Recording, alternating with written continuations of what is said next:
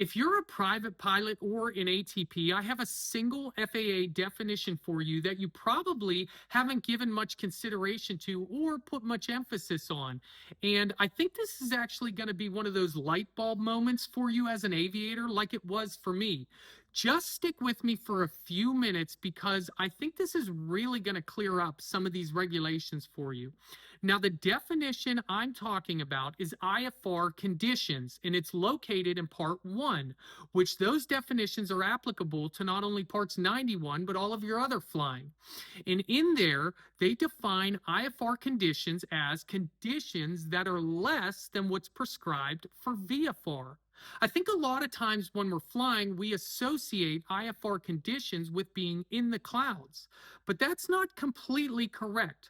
When you're out there flying VFR and you're in airspace that requires you to be 1,000 feet above, 500 feet below, or 2,000 feet horizontal from a cloud, and now all of a sudden you're 300 feet below the cloud, you're technically in an IFR condition. Even though you can see outside, you now have to comply with the IFR flight rules in the regulations.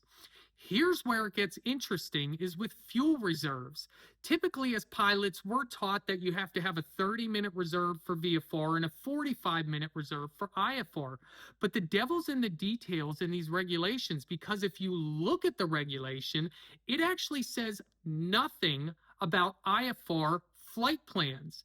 It just says you may not operate an aircraft into IFR conditions unless you have the 45 minutes of fuel reserve. Usually, when we file IFR, we always take the more conservative approach and make sure that we have 45 minutes of reserve. But really, think about it this way. If you're out there flying VFR and it's a marginal day or there's some clouds out there, you have to make sure on the ground that you're planning your fuel load accordingly.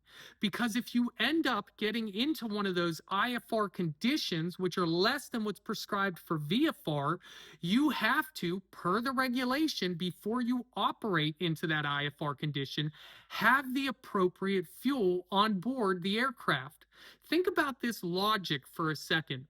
You go out and you file an IFR flight plan and you fly that IFR flight plan, and it's clear in a million at your destination, at your departure, and en route. You actually only have to have the VFR flight reserves because you're not operating in an IFR condition. And if you had an issue, all you would have to do is jump off your IFR flight plan or take a visual into the airport. When you're actually in IFR conditions, the